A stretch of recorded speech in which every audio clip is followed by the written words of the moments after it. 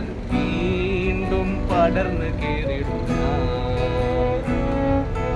കാലം കൂട്ടുനിന്നില്ലെങ്കിലും എന്നെ പറിച്ചെറിഞ്ഞാലും വീണ്ടും പടർന്നു കേറിടും ഞാൻ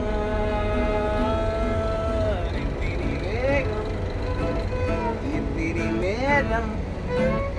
എന്തിനി വേഗം ഇത്തിരി നേരം പറ്റിപ്പിടിച്ചു ഞാൻ നിന്നോടെ മൃദുല പ്രതലമധികം മധുരം അതിമനോഹരം